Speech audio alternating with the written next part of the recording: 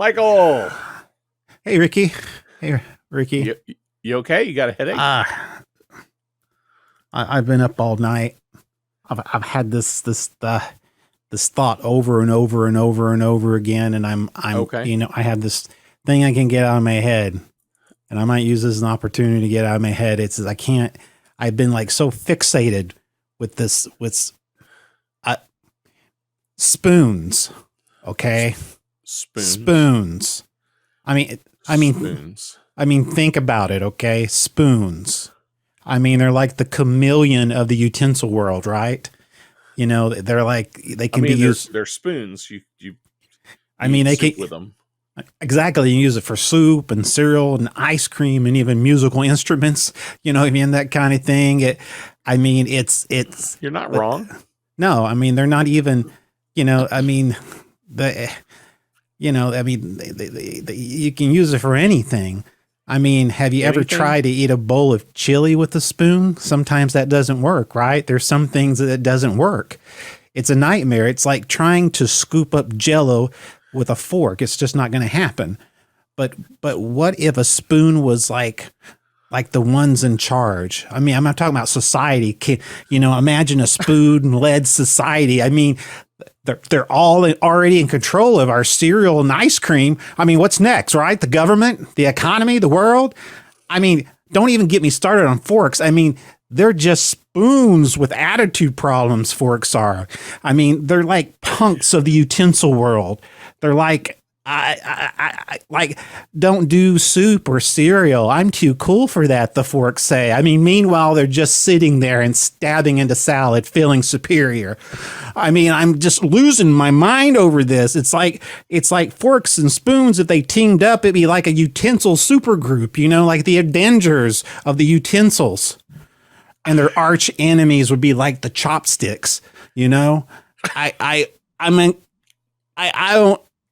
It's like spoons and forks, and we won't even talk about knives. I don't even want to go there. Maybe I should play the opener, and you should just breathe. Just breathe. Forks.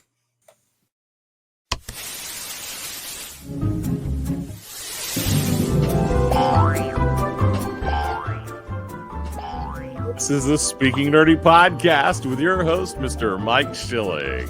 And my good friend and compadre, Mr. Ricky Pope.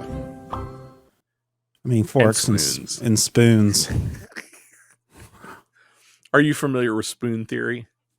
No, I'm not. Spoon theory. This is like a psychological thing. There's the thing they call spoon theory. The story goes that every morning you wake up with a certain number of spoons. Yeah. You have a certain number of spoons. I might have a different number of spoons. But at some point during the day, you run out of spoons. And that is all the emotional energy you can deal with in a day is how many spoons you have. Really? Okay. And so the idea is that, there's only a certain number of spoons that you have every day. Mm-hmm. And once you've used all your spoons, you're done. You're not going to get anything accomplished. They call it spoon theory. And the idea is some people who are more stressed have fewer spoons. And people who are more resilient have more spoons. What if you have sporks? What does that mean? I was waiting for you to go spork in the opener, but I didn't. I was already just overwhelmed. You went chopsticks, so I went chopsticks. Yeah. Well, sporks are basically the love child between spoons and forks. It's kind of like Romeo and Juliet, where they had the forks and they got the sporks. Coming from the never mind. Yeah, sporks are kind of the. I can't decide what I am, and I'm not really great at either. That's true. That's true. Oh my gosh. What are we talking about today, Mike? My goodness, we're going to talk about DC. There's a ton of news coming out of the DC camp. We've been waiting for a while. What James Gunn is up to, and he's He laid it out made there. some interesting announcements. Whether you like it or not, he's made some announcements. So we're going to talk about that a little bit later and try to put this puzzle together, which going to have a lot of missing pieces. But for now, we're going to talk about a little bit about some nerdy news that's been happening the past week. Absolutely. Do you want to talk Oscars first? Let's go with Oscars. So Oscar nominations are out, and some nerdy movies got the nod, which I'm rather pleased with. So no surprise here. If you are into multiverse, non-linear storytelling craziness, Everything Everywhere All at Once definitely is leading the pack with 11 nominations. I have had that movie recommended to me multiple times. It definitely worth watching. But more on the nerdy side, Black Panther actually got 5 nominations this year. Oh, yeah. Including, for the first time, Angela Bassett for Best Supporting Actress. So this will be the first Marvel movie that's received a actor or actress nomination for Oscar. That's a big deal. That is a big deal. That is a big deal. Obviously, costume design, that one's kind of a given with that movie because costume's so much a part of the movie. Visual effects, obviously, nerdy movies always get the visual effects nods. But the Batman is receiving 3 nominations this year for Best Makeup and Hairstyling, Best Sound, and Best Visual Effects. Yeah. The one thing that I think is a miss, the Batman did not get a nod for Best Original Soundtrack. Interesting. And I think it probably deserved it. Yeah, I think so too. The soundtrack is really, really good. The composer did an amazing job, and the music definitely adds to what the movie is. That's a big thing that a superhero movie based off of comic books, actually had actors that's actually was nominated. Yes, that's a big deal. That's a big deal. I mean, there's been a lot of snobs, in that group of elitists, as we call the Oscar, Yes. And we've known there's some comments of people who've made comments about, well, superhero movies are not really movies or not really films. They're not cinema. They're not cinema, Yeah. They're not cinema. So go on with yourself. Oh. But they always get nominations for, visual effects and things like that. Well, yeah. And it's almost like the Oscars give that to them. Yeah, let them have that. Let them have that. We're above that. Yeah, exactly. Yeah. Yeah. So, yeah. But no nerdy movies in the Best Film Awards this year. Well, that makes sense. I don't think there ever was one. I don't believe so. Yeah, I'm not sure. I'd have to look back through nominations. But that's where we are in Oscars. That's interesting. Speaking of the Oscars, which very bad segue. It's guess what? Guess what, you Netflix owners and friends, that the new sharing password policy is going to start this month, and it's going to be Wi-Fi check-in. How are they? Okay, Wi-Fi check-in. I'm going to let you. We talked a little bit before the show. Yeah, I read a little bit about this, Steele. Yeah, and it's a little weird. It's like there's some IP checking and Wi-Fi checking, and I think mostly it's going to be IP address settings. Yeah. But the thing that it is a little unclear, but it sounds like what they're going to do is, we don't recognize this device or where you are, so we're going to send your email, phone, whatever, a code that you have to type in. I can see that happening. Is number one, it's a pain in the neck, Yeah, but it's really not that hard to get around that.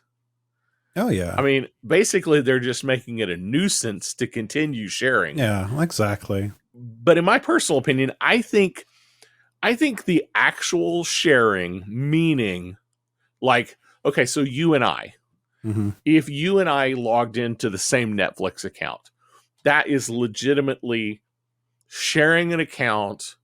You live in a different town. Yeah. You live and work in a different town. We're not related. That definitely is breaking the rules. Yeah. But, you know, my daughter lives with me full time at home, is hyper mobile because she's, she drives and she works and she watches Netflix at lunch, and she goes to college, so she watches Netflix when she's waiting for her class. You know, that's not cheating. But this new system is going to make it annoying. Yeah. And I think there's more of that than there actually is true sharing of passwords. I could be wrong, but I think the majority of the password sharing is not really sharing. It is family members that are just so separated all the time. Yeah. I agree with that. What do you think about this whole thing? Well, my son and my daughter, especially not my son and my daughter, she's away. She's have her own place, so she's responsible for her own stuff. My son, who's in college, he shares our Hulu account and Netflix account. He did when we were at home, so, and it allows me to have different profiles, which means to me, okay, I can have different people in my family with their profiles. And the whole idea of Netflix and Hulu and Disney Plus is that you can take it on the go.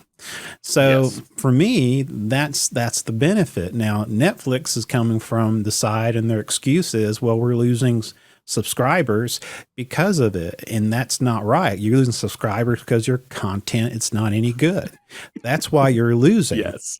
And don't blame that. I'm not, they have some good content, but it's hard to compete now with, There is, back in the day, competition. Netflix was the only game in town. Exactly. So Amazon Prime was iffy at best. Yeah. And that was the only real competition. But now Amazon's making pretty legit original content. Yeah. HBO Max has major content. Disney Plus is the place. Yeah. Everybody has Disney Plus. Yeah. The competition is, I really don't feel like they lost a lot of subscribers because, like you said, that. No. Yeah, I think it was mostly, and I also just don't think they're going to make a whole lot of money. No, I think they may lose more money, honestly. Yeah. One of the things that I read was they're playing around with. Yeah. This is one of the things. It's not just that it's not going to work. It's that they're going to start charging you. Yeah. And they're going to start coaxing you into adding these extra. It's like, okay, you can share your account, but it's going to cost you $3 more a month. Yeah. I think people's going to get tired of that. And if you have places like Hulu and Disney Plus and HBO Max that says, go ahead. I mean, I know some of the companies have some of that. I know HBO Max has a little bit of that to a point. But overall, you can still, your family can still watch on the go. And I think what's going to happen I think the thing with Netflix is that they're going to alienate themselves. Because like you said in the beginning, they were the big dog. And I think they forget that they're not the big dog anymore. That a lot of the people like NBC, which is Peacock, and CBS, which is Paramount. They took all their content away from Netflix, and now Netflix has to come up with their own stuff. And so I think they need to worry about getting content and becoming more user friendly. And I think this right here is going to cause more of an issue and drive away some customers. I definitely agree. And along the same lines, I simply don't think they're going to. Those people who want to actually cheat the system, will continue to cheat the system. Exactly. Those people who, you're going to annoy those people who actually aren't cheating the system. Yeah. But are just hypermobile in the world we live in. Yeah, and that's just And I mean, that's it. And it just seems like they're going backwards. Yeah. So anyway, that's my thought on the Netflix subscription.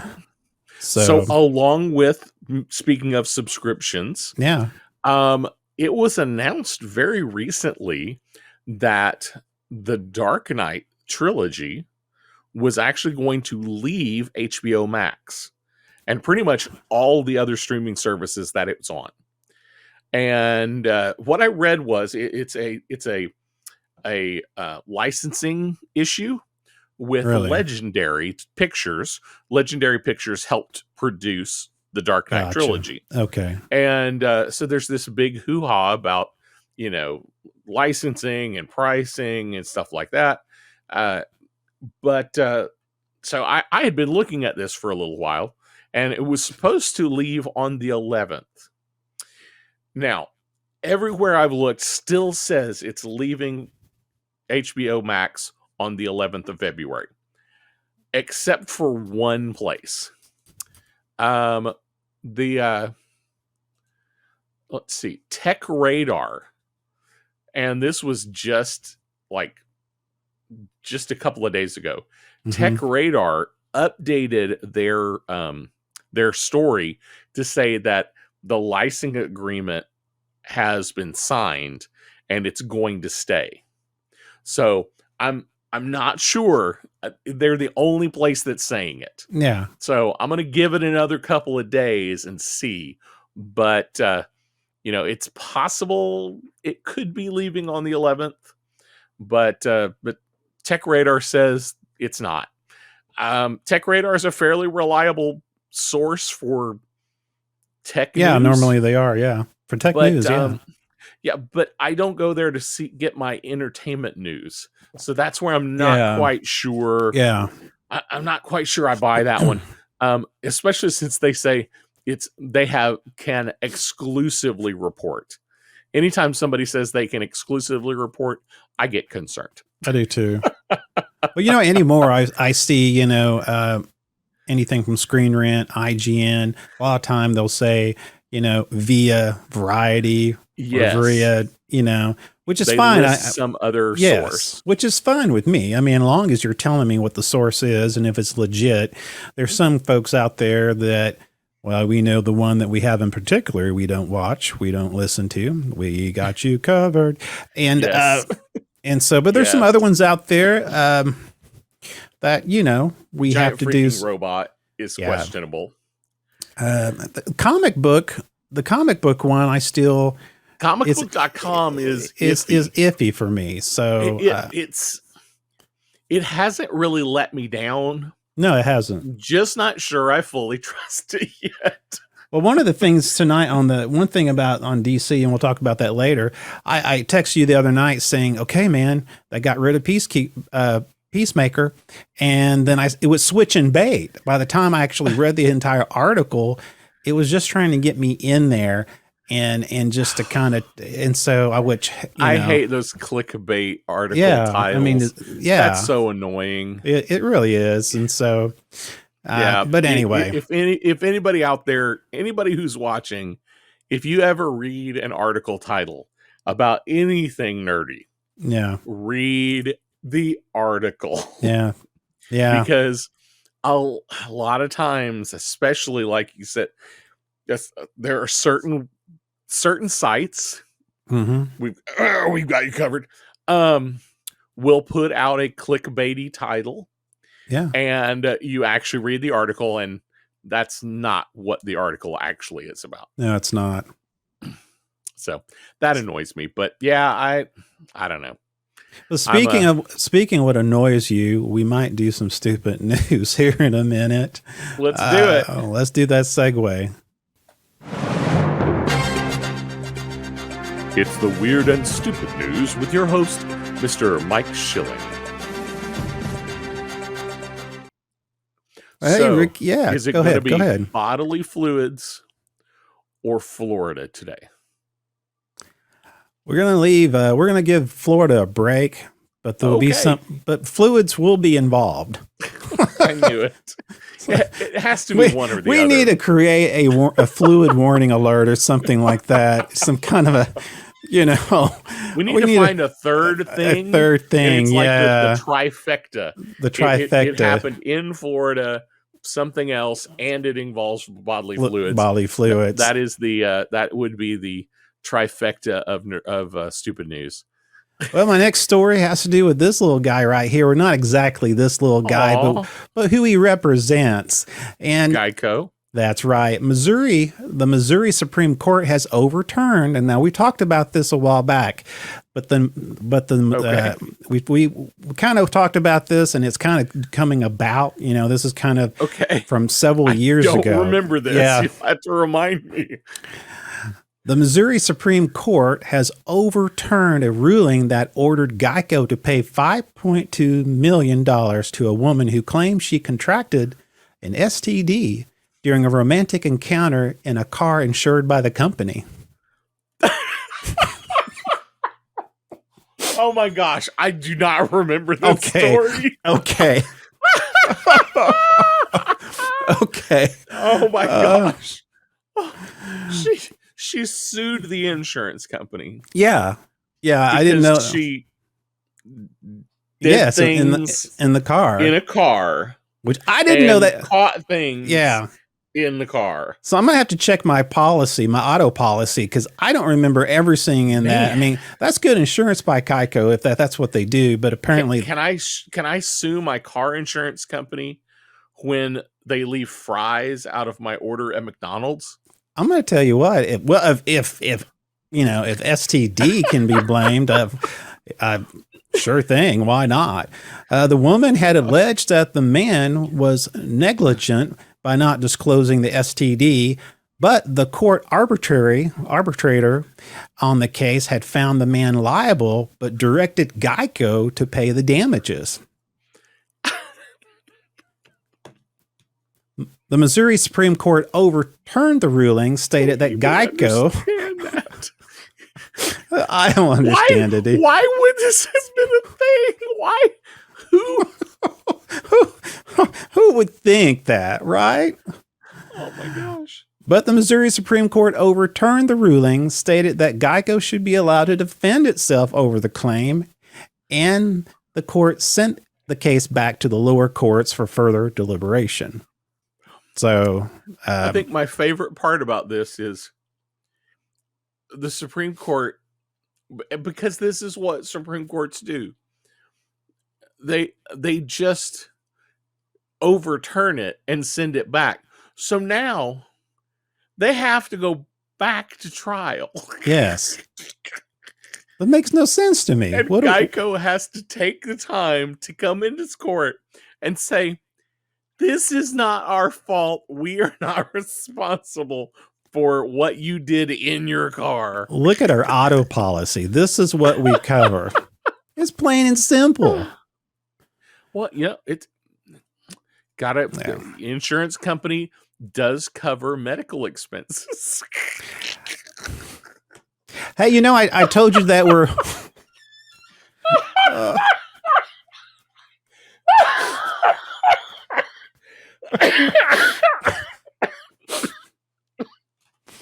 Oh, I'm dying.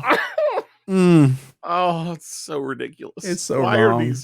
Why are these people exist? I don't know. Because we have entertainment. So we can have a show. So we can have a show. So we can have a show. You know, they make it easy for us. Speaking Yes, of making it easy, we have, we talked about giving Florida a break, correct? Yes. Okay. Well, I got breaking news from Tulsa, Oklahoma. Of course.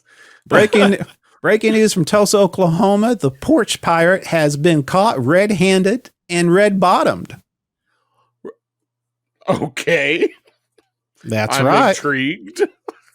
Police have arrested a suspect in a string of package thefts who was caught on footage wearing a unique disguise, a pair of red thongs, a pair of red thongs, underwear as a mask. Lovely. The police described the disguise as unusual and questionably effective in a social media post. The suspect has been charged with 5 counts of theft, concealing stolen property, and grand larceny. He was released on a $17,000 bond, but it looks like the porch pirate won't be getting his booty anytime soon. Oh. The police department ended their announcement on Facebook with hashtag that will be a hit. I guarantee it'll be a hit. Hashtag panties are not masks. And that is stupid news. Oh my gosh. This has been the weird and stupid news with your host, Mr. Mike Schilling. Okay, I can't do it today. I can't. Isn't that so I bizarre? I couldn't do it with a straight face. That's no. Oh my gosh. Oh my goodness. Where do you find these people? Why do they exist? It just proves that the human race is in need. We have not fully reached our full potential. Does not bode well for the future of our race. No, it does not. No, it does not. Oh my goodness. So we have so much to cover, and man, I don't know if we have all the time to cover it all, but I'm telling you, there's so much that's, kind of almost like I want to back out and go back in again. We've had so much happen. We had James Gunn talked about, he clarified, everybody loves Henry Cavill. He was supposed to be Superman, Black Adam, cameo appearance. That got axed. And, and there was a lot of speculation involved about that. Yep. Some of it is true. Now, James Gunn, he did say, he did make a comment. He did say that the former DC regime did him bad, even though Gunn, that was your decision. Yeah. But it's not part of your plan. And so there's a lot of, backlash from that. He made it very clear that Ben Affleck and Cavill will not be part of the future. The new verse, the new galaxy, the new 52. The new 52. Yeah, the DCU. Exactly. He did use an interesting term to differentiate everything. Yeah. He did use the term Elseworld. Yes, he did. So we now formally have a DCU, and everything outside of the DCU is now Elseworlds. That's that's of course referring to, we're talking about like movies like, the Joker musical, the Joker musical that's supposed to be coming up. Yes. And also the new, Matt Reeves Batman, which is, I've enjoyed the first one. I think it was really good. I really did as well. I at first it was hard for me to get into it, and then I went back into it, and it kind of reminded me of the comic book Long Halloween, which I really liked.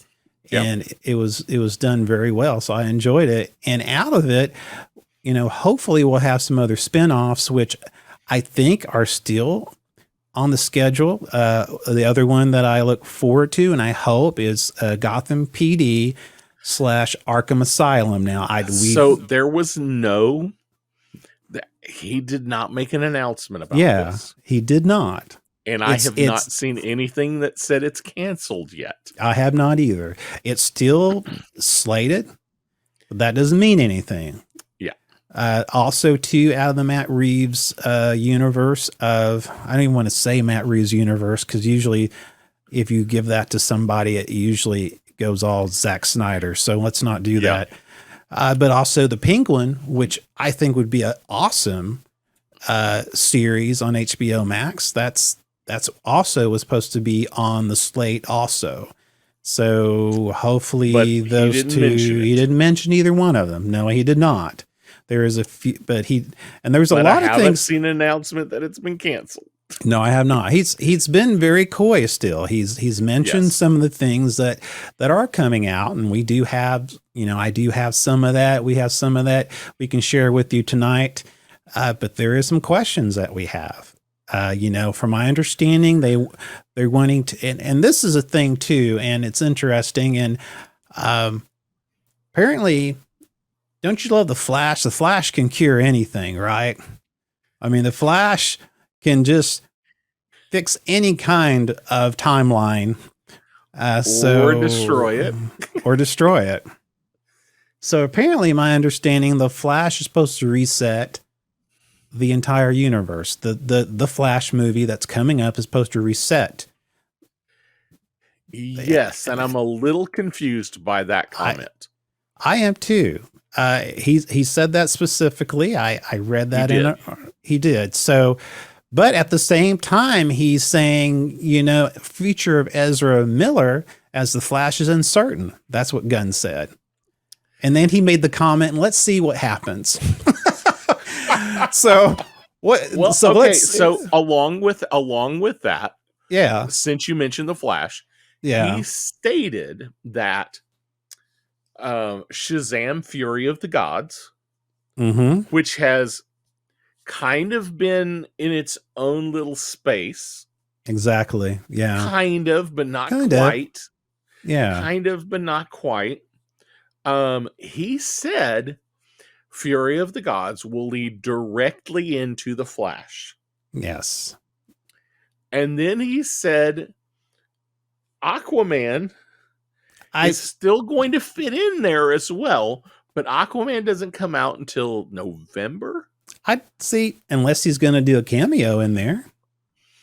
But see, does that mean we get a Flash cameo in Shazam? Or does that mean they've shot some weird tag ending to Shazam that's going to be like, what just happened? And now we have to watch the Flash to know the thing that actually happened. Yeah. Well, see, what I'm trying to understand is that if you read through James Gunn's vision, is that he's wanting to bring a younger actors to play these superheroes and villains. And so, of course, Momoa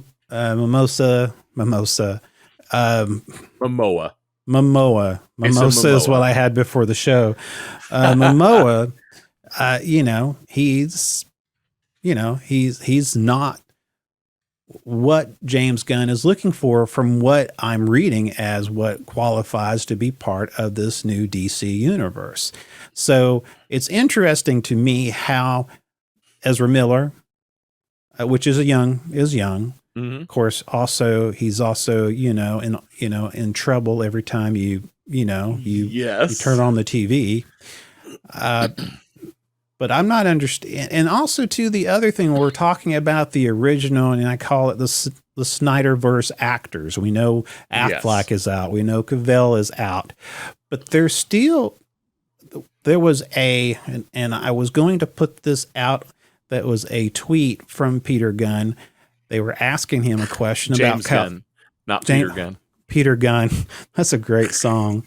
Wow. Thank you, James Gunn. Peter Gunn.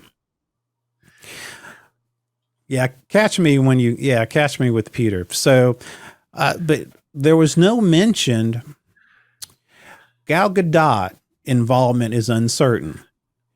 And Gunn stated that they've talked to her and she is up for doing stuff, but they're not for sure what they're going to do with that. Now there is supposed to be a new series that's supposed to come out, which is part of their plan, which has to do with the I think it's called the Lost. Paradise Lost. Paradise Lost, yes. And it's basically supposed to be a HBO Max series that takes place on the island Themyscira. I've heard it pronounced different ways. Now they say it's supposed I was trying to give it, and now it's interesting in the description of it, they talk about it kind of provides a Game of Thrones type of treatment to it. So so they're trying to, it's all about politics in an all woman society. And so and apparently in the comics, there's some backstory here where there was like, I read a little bit about this. There was this battle between two leaders of the Amazons. Yeah. And in the comics, it's like one group left and went to Egypt, and the other group stayed in Themyscira, which I don't think that's where they'll go with this. Because if they did that, yeah. But I could see them having, the power struggle kind of thing. When it says Game of Thrones, the first thing that popped into my head was, okay, so we're going to have sex scenes because that's what Game of Thrones is known for. Only on HBO Max. Yes. Exactly. Skinamax. Well, they don't do that on superhero movies. Peacemaker. Peacemaker. Looking at you, Peacemaker. And it's James Gunn, so it's very likely. He's involved in directing a lot of these shows. And that's the other thing. That is my biggest concern is you've taken a director and writer and you've put him in charge, but my fear is he's going to take over projects and not hand them off to other people, which is what Feige is really good at doing. Yes. Feige's really good at going, here's your movie. Yeah. You need to do this, this, and this, and I don't care how you figure it out. Yeah. Go do it. Yeah. Just make sure it leads up to this one thing. Yeah. And you add these two things to it. Yeah. I'm really fearful that Gunn is going to have his fingers too much in the pie. Now, what is his partner? I can't remember his name. Safran. Yeah. I don't hear a whole lot of what he's going to do in all of this. Well, in the past, he has been a producer. Yeah. And producers are more of, they're above the line. They're, they oversee, they keep an eye on. Kevin Feige is a producer on most, if not all, of the Marvel movies. Yeah. And that's my guess is what Safran is going to do. Gotcha. But I think Gunn is going to be more in the weeds. And that concerns me a little bit. Yeah. I like James Gunn. He does good work. I don't want to see a campy DCU. Yeah. I don't want to see the whole DCU turn into campy, weird, the Suicide Squad. Yeah, I don't want the whole DC universe be like American Pie or Porky's. I mean, I don't want. Seriously. Yeah. I mean, look at some of the stuff that's came out. Yes. I mean, that's one thing I really like about Matt Reeves' Batman is because it has a serious, dark tone, but at the same time, I don't know how to explain it, but it's it's gritty, but it fits that universe, the DC universe. Yes. And so, well, one thing I've read too, and the comment was the DCU is aiming for 2 movies and 2 HBO Max series per year. And that's not a bad plan. Yeah. So that was, which I think is fine. I think that's reasonable. I don't know if so, I think that's a good plan. The thing is, I'm concerned about is they're going to oversaturate it so much that it really, you're not going to be able to differentiate anything from, from something that's serious and something that's campy like Peacemaker. I mean, there is some stuff that I look forward to. I mean, some things that are interesting to me. One of the projects they have slated is Lanterns, and that looks good. And no, we're not be really good. And no, we're not talking about Ryan Reynolds. And from my understanding, and I'm reading honestly, if Ryan Reynolds doesn't make a cameo, it's a misstep. It's a misstep. Yeah.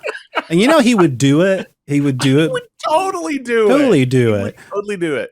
Just like random bystander that makes a joke, Yeah. It's like, it would be funny. Or, have Ryan Reynolds, the lanterns go flying by, you pan to the crowd, Ryan Reynolds is standing there going, I wish I could be one of those guys. That would be great. And it's over and he's offset. Well, why not? Marvel had Marvel did that in, Deadpool, they had a little bit of the gag in there, Easter eggs and stuff. Well, like Marvel always threw in a Stan Lee cameo.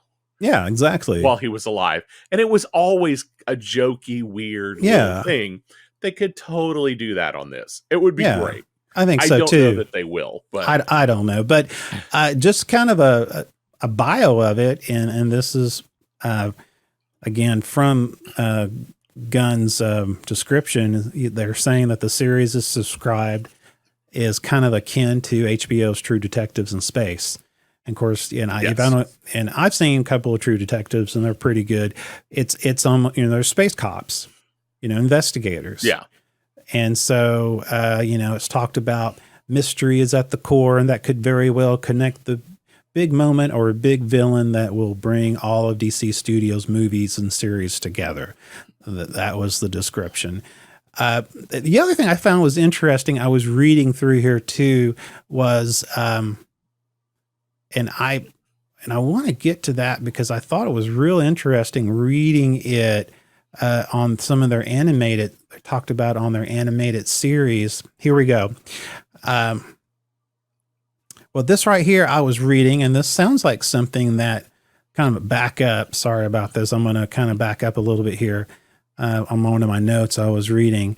Now, back in Marvel, where they ended up having, before Feige decided for Marvel that, they weren't going to do long contracts anymore. But in the beginning, they did. They got all these people, and they had a 8-year contract or something like that. Well, right now, the plan is 8 to 10 year plan has been set up, and actors will have to sign a decade-long deal for movies and TV appearances. Ooh. Decade-long deal. Yes. Wow. So we are doing the Kevin Feige playbook. Yes, that's exactly. Wow. Yeah. Where did you find that? I haven't read that. I read that. That was in actually IGN. Okay. I think it was over in IGN, and that was on the list. It was part of the listing of, his speech. He had a video speech and he was talking about the plan. I didn't catch that. And there was well, he didn't. Yeah, it was part of the it wasn't so much what he said. It was also in the plan, the actual written plan that they had written out. Oh, so, okay. Yeah, so he didn't Gotcha. actually Okay. said that. He didn't say it in the Yes. video. Okay. All right, that makes more sense. But But that's fascinating. And it yeah. honestly, that's not a bad idea. Well, and if he wants to make a consistent universe, that's what it's going to have to do. Yeah.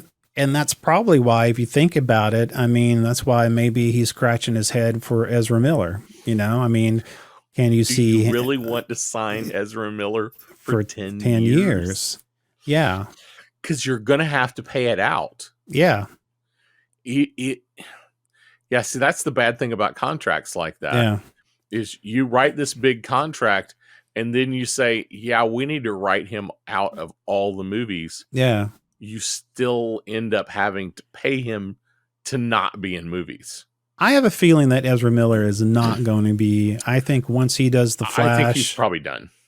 And because the whole reset will completely start from scratch. It sounds like to me the doing this whole this flashpoint, whatever you want to call this, whatever is going to happen in the Flash, sounds like to me, and it wasn't meant to be, but it sounds like they're going to use this as a way to actually, let's start here. So here's my expectation right now. Yeah. Based on the fact that there are 3 movies this year. Yeah. One is pre-Flash, one is post-Flash. Yes. Here is my guess that at the end, my guess is that they're actually all going to be considered to have happened at the same time. Yeah. All 3 movies, as far as DC Universe timeline, they will all have happened simultaneously. And at the end of each movie, there will be some little moment or some post credit scene where the world changes suddenly. Yeah. And that's what we're actually going to get to see in The Flash. Yeah. But the other 2 movies will just happen, and then all of a sudden we see a glimpse of what is happening in other places. Yeah. Well, they're going to have to go back. I mean, for the Flash, they did shoot. I mean, if you look at the Flash and you look at some of the behind the scenes stuff that they had, Affleck did a scene. Ben Affleck, Cavell was, they did a shot for him, and Kadot was also shot as Wonder Woman.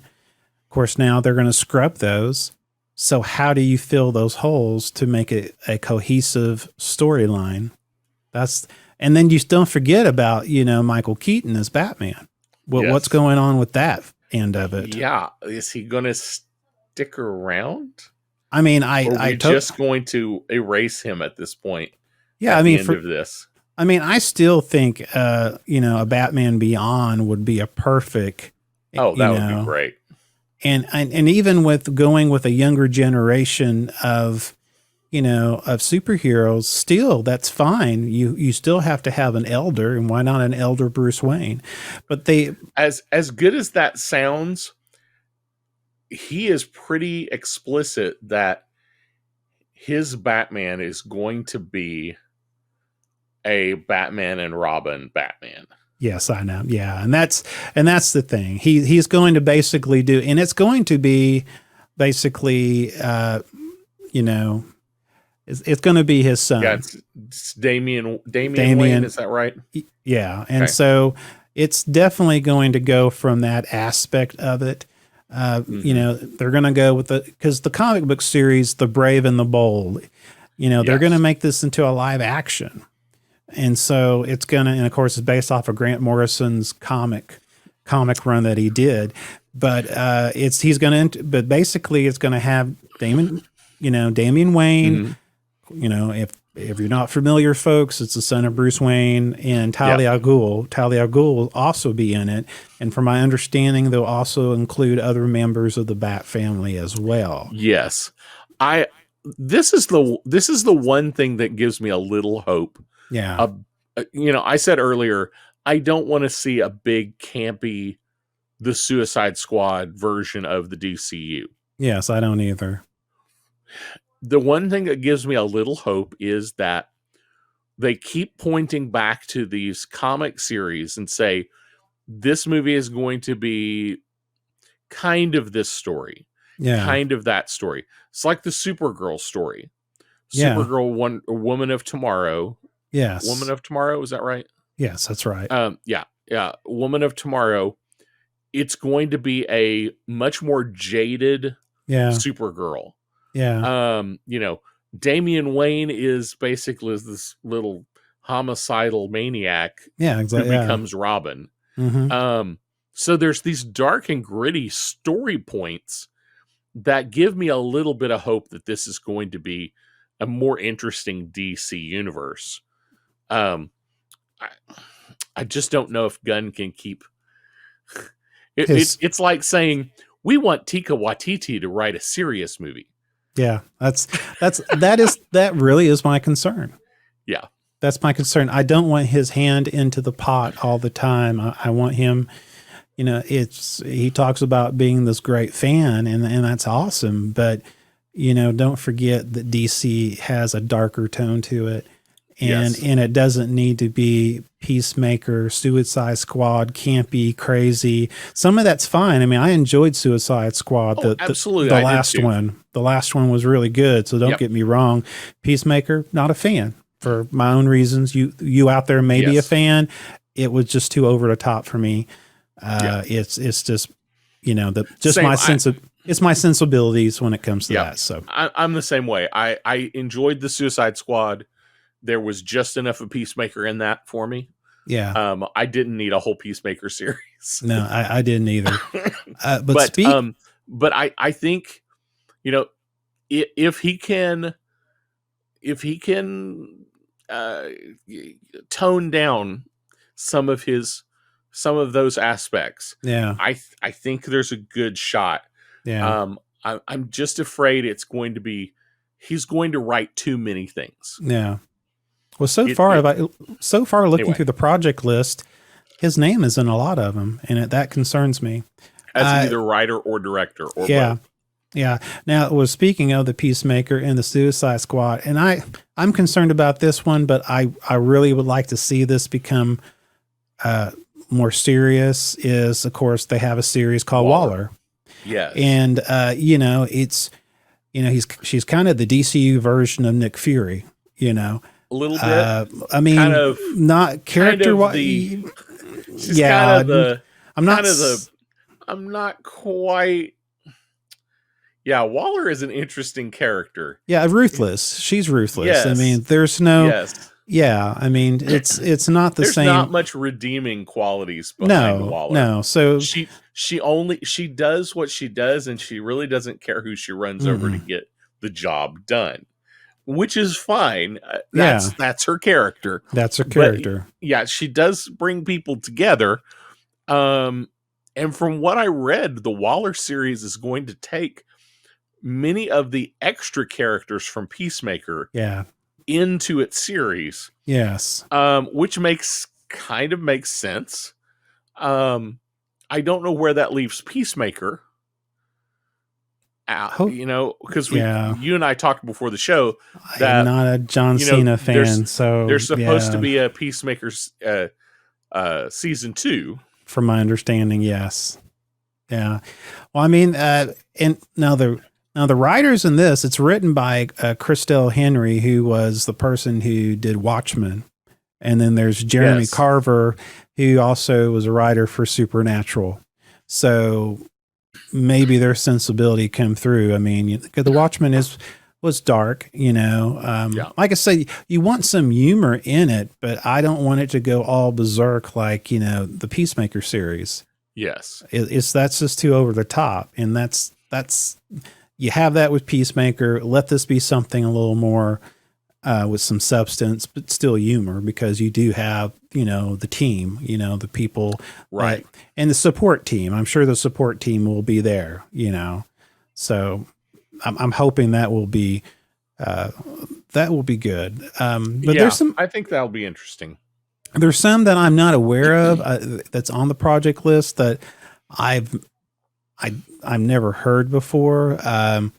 one of them, and I don't know if I have a shot of that, but I probably don't. But it's called Booster Gold.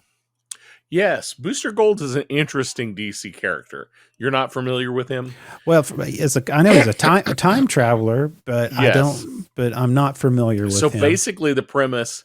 I don't know a lot. I've read about it. I've Okay. not read his comics. So the premise is he's this nobody in the future who steals a bunch of high tech stuff, travels back into the past to Mm-hmm. become a superhero so he can be famous. Okay. So That's what I that is read the premise. too. Yeah. Which is it's interesting. It's kind of a Yeah, this is weird. weird thing. And from what I recall, watching something, I don't remember what I was watching or reading. I did watch or read something with Booster Gold, Yeah. and he had, since he's from the future, he has this little partner with him Yeah. that knows everything that's Yeah. supposed to happen. So he goes around and uses that knowledge of the future Yeah. in order to be successful, which is kind of weird. Yeah, it's But kind of weird. Yeah. I think the other one too is the Blue Beetle is another one that's supposed Blue to be Beetle, that one's already in the works. in the works, in And that's going to be production. interesting to see, because it was written and shot before all this. Yeah. Is it going to be in its own little Elseworld, or is he going to bring it into the DCU? And did they put anything in it that would make it not fit in well?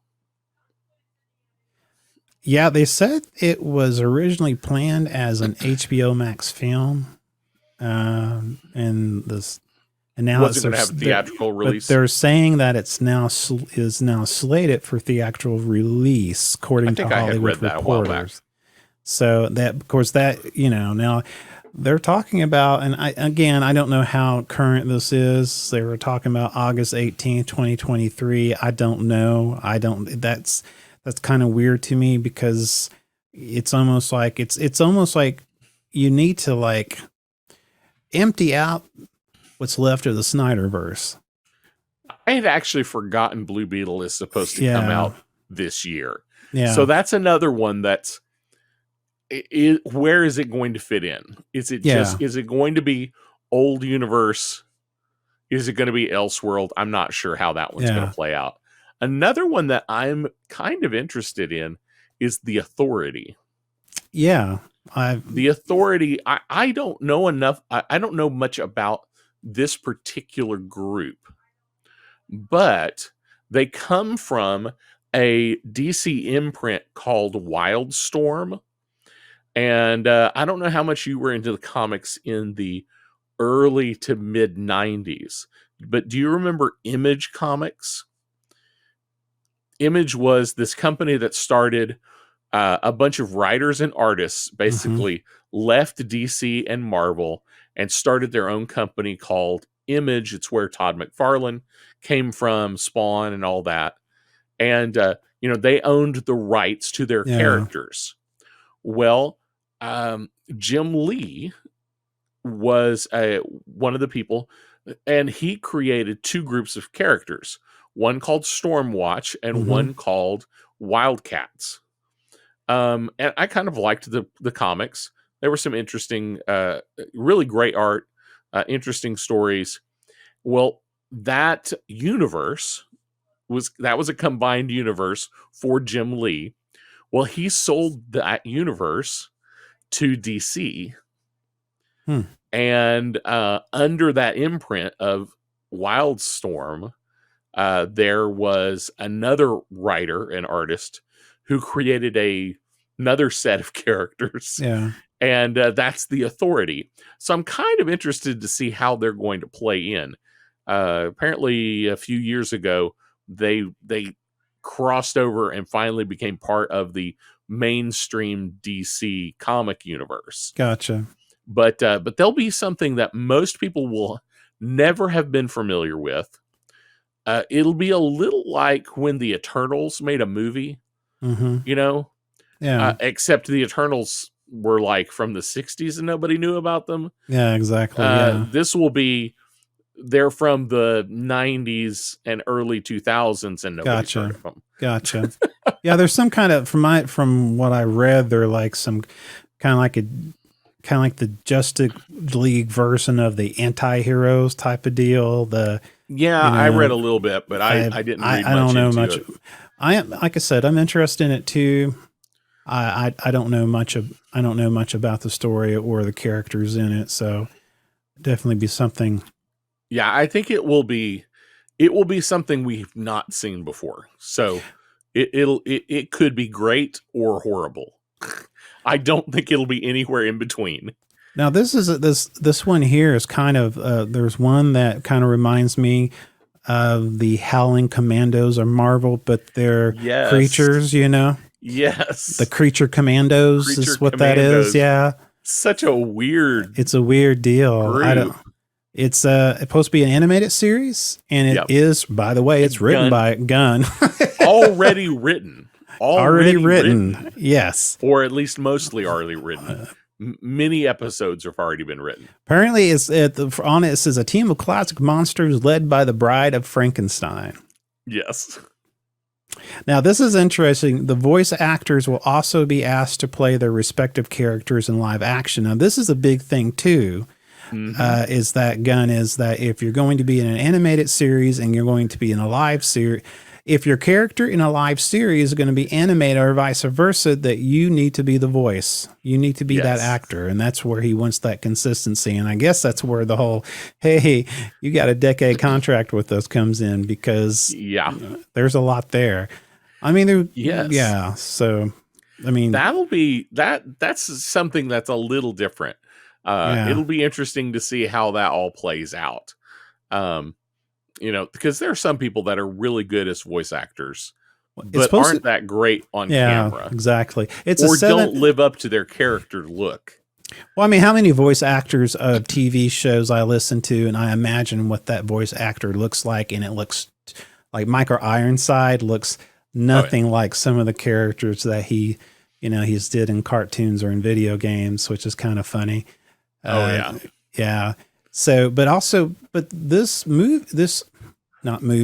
animated shows starts off with 7 episodes, and it has gonna be short. Okay. Yeah. 7 episodes, animated show. It's going to have Amanda Waller, which creates a black ops team of monstrous prisoners. So Waller, it figures that it would be Waller that would do this. So I'm sure that Viola Davis is going to do the voice acting of that. Probably. So, which is fine. I mean, speaking of, that idea, you've seen Kevin Conroy? Yeah. Can you imagine Kevin Conroy as the Batman? No. He's amazing voice actor. Perfect for Batman. He could never act.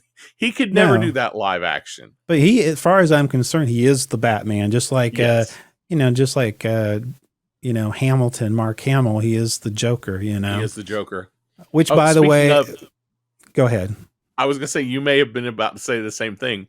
I read a quote from Mark Hamill that basically said, if Kevin Conroy's not the Batman anymore, I'm probably never going to play Joker again. That's exactly what I was going to say. Yeah.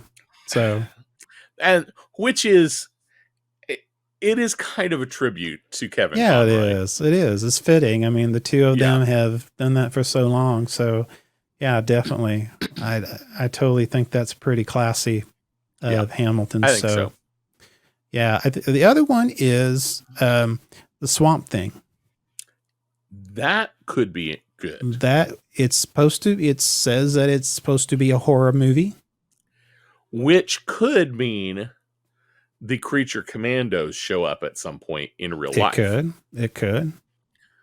And it's supposed to be the dark origin story. So what's that? I'm going to write that down. But also, and then on another note too, we all know, we didn't mention real quick, is the Superman Legacy Oh yeah, we which, should have mentioned that right off the yeah, bat. that's kind of right off the bat. We should have. I think we were so focused on everything else. Now, Gunn announced a release date for the new Superman movie he's writing, which will not star Henry Cavill, No, unfortunately. no, we're gonna have a younger, Yes. which it's a little unclear how young, a Yeah. younger Superman, but not an origin story. Now he says on the subject title, on the subject base on it, it says that a legacy will show Clark Kent balancing his Kryptonian heritage with his human upbringing. It said it will not serve as an origin story, and it said the movie is slated for July 11th, 2025. And if I'm correct, that is technically the first movie. Yes, of Gunn's new DCU. Yes, Gods and Monsters is so the phase. that means 2024 is the opportunity for the Joker movie, Folie à Deux, and for the Batman. Yes, and if they want to go and do some of the series like the Penguin or Gotham PD / Asylum Arkham. Yeah. I can see that being a way for them to fill the gap. Yeah, I think so. I'm a little sad that we're not going to dive into Matt Reeves' Batman universe. Yeah. As the main DCU. Yeah. I think Pattinson did a really great job. I think he deserved to be able to be the Batman for the universe. I think so too. I think he did I'm glad they're going to allow them to keep making those movies. Yeah. But I think the more movies the further we get into Gunn's process, the less room there's going to be for Elseworld movies. And that's what my concern is too. I mean, Elseworld movies is just a nice way of saying, well, these are the movies we have out already, so we're going to call it Elseworld. You know, it's kind of a nice way to... It's a nice way to say, we've already committed to these, so I guess we're going to do it. Yeah, we're going to go ahead and do it. So I'm not going to be a part of it, so I don't care about them. But I don't either. But Patterson, I think Patterson deserved to be the Batman, and I think it's a missed opportunity. I think so. Missed opportunity. Yeah. So I think it would have been really easy to just cross him over. Yeah. Especially if we're not going to get a Superman movie until 2025. Yeah, exactly. Exactly. I mean, that allows that Batman year 2 Batman to mature. Mm-hmm. Yeah, exactly. Exactly. I guess the only real problem is, having a son old enough to be Damian Wayne. Well, that's true. That's true. That would be the only snag. Yeah. Well, see, if that's the case, then that particular Batman cannot be a young guy. No, it has to be an older Batman. That's the thing. He's going to have to be an older Batman. So he can't be a 1989 Batman. No, he can't. But he could have been an Affleck Batman. He could have. That would have been a decent age range. Yeah. To find out you have how old's he supposed to be? 14? Yeah. 15? He's a preteen. Yeah. Preteen. So 11, 12? I would think so, yeah. Old Robin? Okay. Yeah. I wasn't sure how old he was supposed to be in those comics. But, I mean, that would be okay. Yeah. But yeah, we're going to have a Batman who's mid-30s. Yeah, you would think so. At least in the mid-30s. Mm-hmm. And that's going to be interesting who you're going to pick for that. Yep. You know, and it's going to have to, you're going to have to be a real, you have to pick a dad. You're going to have to pick someone who, and of course, Batman is not, you call him very he's fatherly. Not a good dad. Yes, he's not a good dad. Not a good dad. Hey kid, you want to be Robin? You might get killed. So oh my god. Yeah. Yeah, he's not a good dad. No, he's not. I question how that's going to fit in with a Yeah. younger Superman. Yeah, because really, if you think about it, If Superman and Batman are supposed to be peers. Yeah, so if we have a 30-something Batman, Mm-hmm. but we're going to have, I'm thinking, if it's not an origin story and he's not a teenager, Yeah. we're probably talking post-college Superman. Yeah. So mid-20s, Yeah. just moved to Metropolis, getting his first job at the newspaper. Yeah. I mean, that's what it sounds like to me. I don't know. That's what it sounds like to me too. Yeah. So we've got a mid-20s Superman and a 30-ish-year-old Batman. yeah, because I don't understand exactly what they're talking about. Him trying to balance his Kryptonian heritage with, his world as a human being, being of the Earth. So it makes it really weird. It almost makes one of these things like he's struggling between being Kryptonian and being, I mean, for not to be an origin story, it's kind of weird where they're coming from on this. Yeah. For me anyway. I mean, you would think that would be the teen angst period. Yeah. Kryptonian heritage with coming to age, whether Yeah. it's an origin story or not, it's that coming of age story. Yeah. But it doesn't sound like that's what they're going to do. Hopefully They're not. not going to. He's not going to be a teenager coming to grips with his life. Yeah. It sounds more like he's going to be a young adult who's finding his way in the world. Yeah. I just, I think people are done with the origin stories because we all know Batman origin. We all know, we understand the origin of Superman. Yes. It's, so there's no reason to rewrite it or rehash it again. Well, you would think that, but that's not what executives think. Exactly. Oh, we must tell the story of this new Batman, how we started. We need to remind them. No, we don't. No, we really don't. We don't. We know. We really don't. We're the nerds. We understand. Thank you. The X-Men can just suddenly show up. They can in an empty house.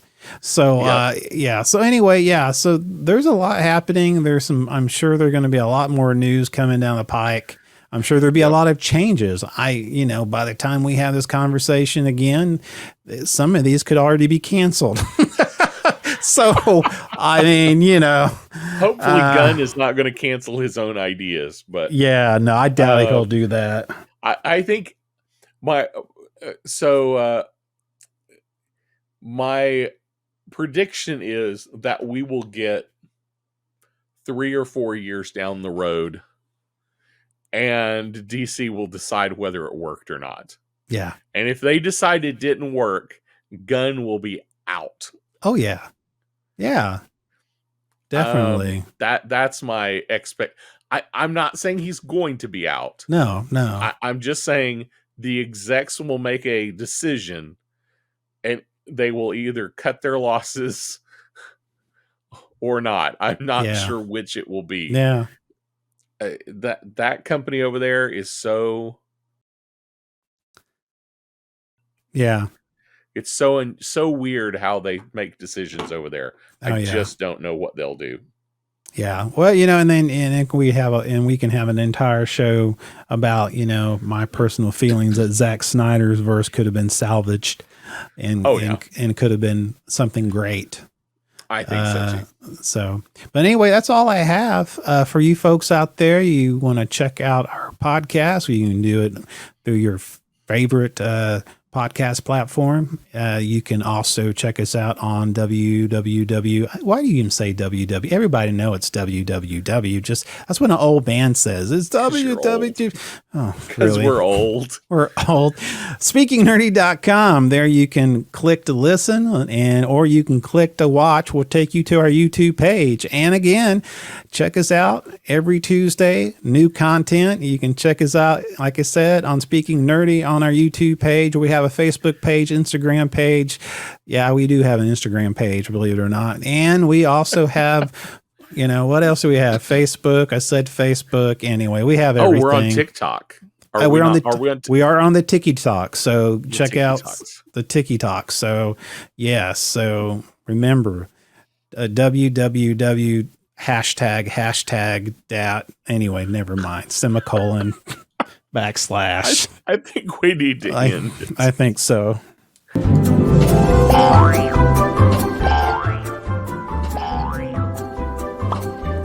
Cast with your host, Mr. Mike Schilling. And my good friend, Mr. Ricky Poe. But spoons, man, spoons. It freaks me out. I can't open a drawer anymore without not looking at spoons, then forks next to it, and there's knives. And so I don't even know what to talk about. I don't know what they do in the middle of the night in the drawer, and I don't want to know. They make sporks.